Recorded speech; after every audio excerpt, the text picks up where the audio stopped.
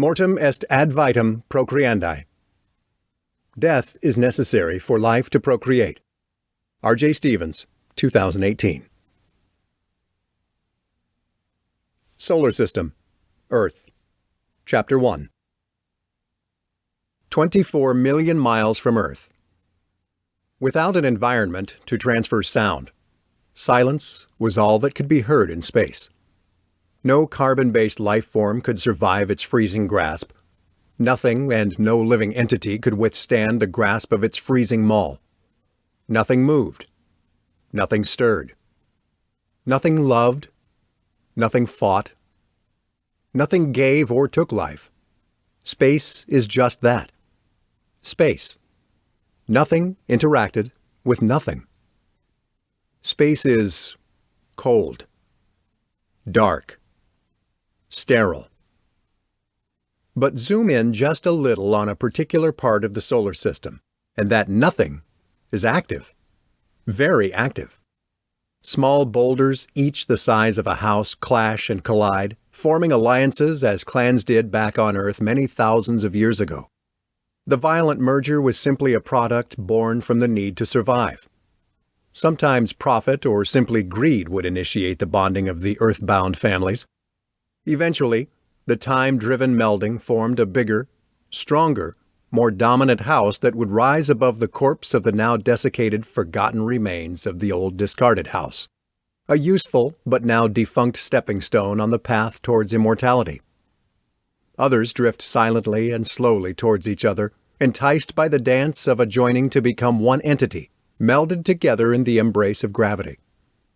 The act of merging was as if two lovers were courting each other, both striving towards the same goal.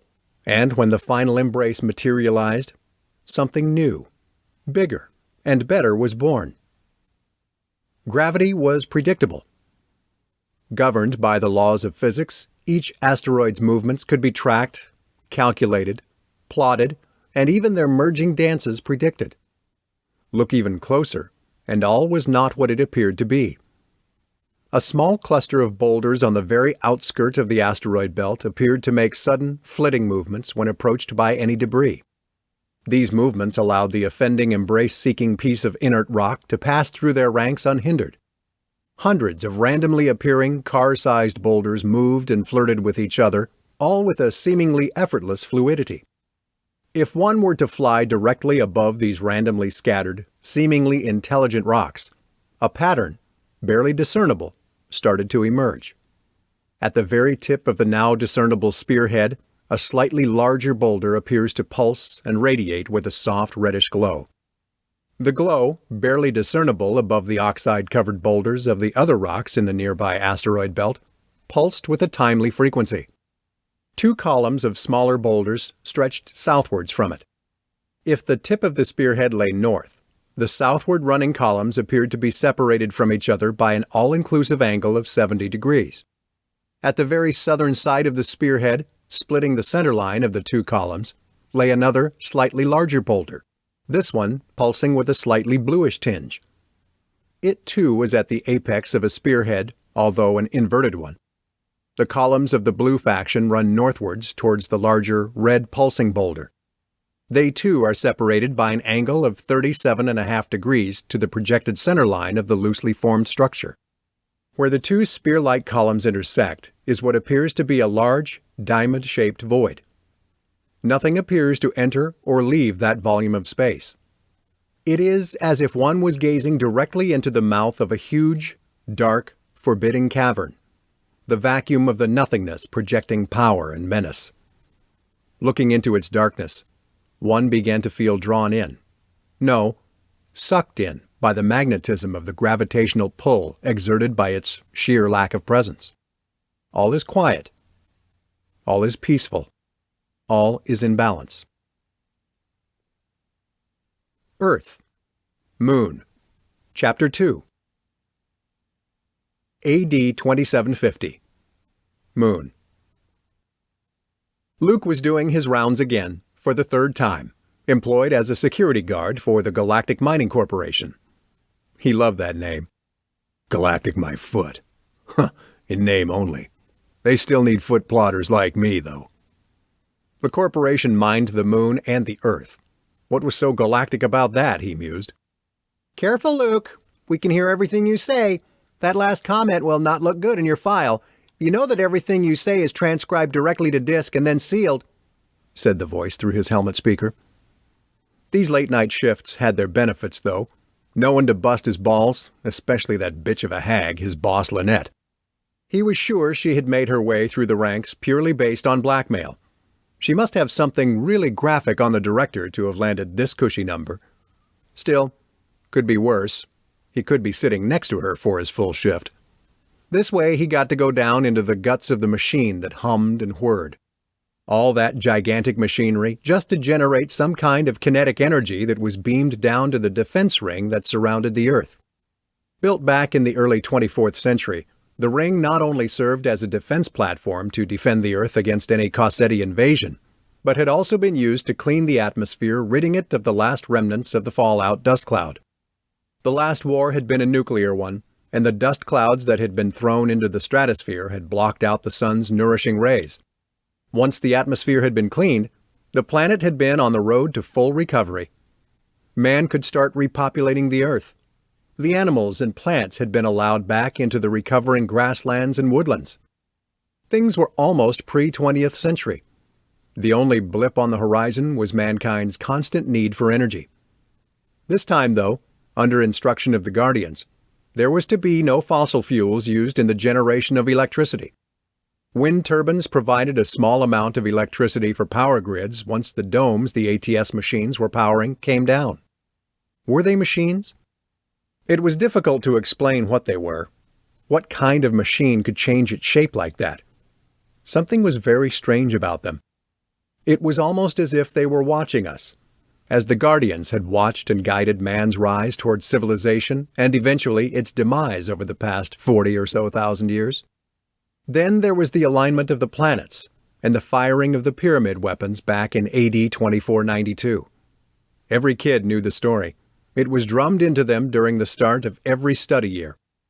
Like their teaching methods or not, repetition eventually got through to even the thickest of human brains.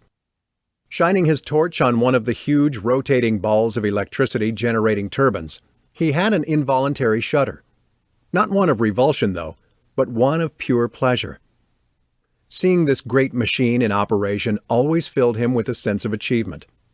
Not that he had anything to do with its design or construction, but merely the fact that man could achieve such a great thing on another ball of rock other than the Earth. The additional gravity created by the spinning generators allowed him to walk along the handrail-protected, plastic-grated walkway. One of the most valuable commodities up on the moon was water, that simple hydrogen and oxygen liquid that is in such abundance back down on Earth. Not only was it used for hydration and the daily sanitation rituals that the corporation insisted each member of its staff follow, it was also used to provide the breathable atmosphere in his suit. Each time he went out on patrol, he made sure that the vial in his suit was full of fresh, untarnished distilled water. The suit had kinetic electrical trickle chargers that slowly broke down the water to its base components and hence topped up his supply of breathable oxygen. The scrubbers dealt with the rest. Yet again, he had another involuntary shudder, this time one of revulsion. He recalled the first time he had seen them, high up in the apex of the generator hall's dome-like structure. Rats.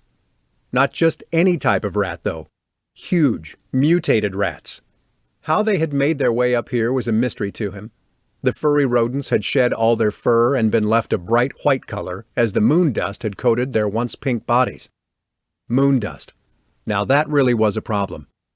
The fine powdery-like substance got into everything, eventually shearing through any man-made substance. It acted like a cutting paste, and with time and any fretting motion, simply sawed its way through anything it rested on. The rats had terrible sores and scars all over their bodies, making them appear as if they had been spawned from the very depths of hell. Somehow, these now de-furred rodents had managed to survive on the escaping gas and liquid every time someone opened or closed an airlock, though what they ate, he could only imagine. Then there was that red glowing fungus that seemed to cover the ceiling of the generator hall. Looked like rust to him. He shone his high-beam torch up towards the corner of one of the structural beams holding the ceiling in place, and could just make out a denser patch of the fungus. It seemed to thrive on the energy of his torch beam, and visibly extended itself towards the light. His torch started to flicker and waver. He gave another involuntary shudder and shut the torch off, shaking it about until the kinetic motion recharged the torch's battery. Walking in between the magnetically created fields of the generators, he could feel the tug and draw of each generator on his feet as he lifted first the left foot and then the right foot and tried to walk in a straight line. It was like some kind of quest for him to march as straight as possible along the graded walkway. Get it wrong, and he could feel the tug of one generator's magnetically created gravitational pull over the other. It felt as if his legs were being pulled apart by some gigantic unseen force intent on ripping him in two. Urban legend had it that one of the apprentices leaned over the handrail intent on getting a better look at the rotating generator, some sort of clever engineering type, and was sucked into the field. The mess was never cleaned up, as the generators could not be stopped merely to scrape up the flattened remains of one hardly missed apprentice. Maybe that's how the rats survived, feeding of his remains. But how did the gravity not affect them? Nah, they must eat something else, Luke blurted out to himself, forgetting yet again about the recording device. Walking cautiously along the row of generators, he kept on glancing upwards as a frightened deer would when it could smell the scent of a predator, not knowing where it was, but knowing that it was there, just waiting for the right moment to pounce. It was then out of the corner of his eye he caught a slight movement up on the ceiling. There appeared to be a panicked flurry of movement, and a tiny squeak and a hiss as one of the rats was dispatched by something unknown. He raised his torch and set it to high beam. Something of an insectoid-like shape scurried out of the light projected by the high beam, but not before he caught a glimpse of its red, glowing eyes. "Holy shit, what the fuck was that?" he blurted out into his microphone. "Come again, Luke?" came the reply from Control. "This is Control. Please repeat. Over," repeated Lynette. "Luke, your heart rate and breathing have increased dramatically. Please calm down. Take a few deep breaths. Breathe slowly and clearly. You are burning up your oxygen supply at an alarming rate. Calm yourself. Remember the safety induction. Count to 10, slowly. Repeat if necessary. Breathe in slowly. Exhale slowly," came the instruction from Control. Right. Sorry, just got a bit of a scare. Saw something take out one of the rats. Something I haven't seen before. "Well, stop screwing around and get your ass back to the control center. We have a briefing from the boss in 20 minutes. Control out." Luke waited a few seconds to regain his composure. Copy that. On my way. Chris surveyed the extent of what was now the fastest expanding city on Earth. City number 1, Guardian. So named in honor of those Moa-like suited guardians who had presided over the rise of mankind's first civilization, which also culminated in its final destruction and subsequent rebuilding. Well, that's public relations for you. Destroy a planet and its inhabitants, then rebuild it as you see fit, and history will write you down as heroes. So little did the human population know of the past failures that he had been called upon to remedy. Then there was the ultimate instruction given by the Guardians to initiate the start of World War III. That information was only given to the selected few, his very own miniature paramilitary force. They were also sworn to secrecy upon their 18th degree initiation. It was then, and only then, once they had sworn their fealty to him, were they impregnated with their morph suits. The grafting procedure was not as painful as he remembered his father describing to him, and thankfully, he had never had to undergo the process himself, having received it while in the belly of the ATS. There must be well in excess of 1,000 converts by now.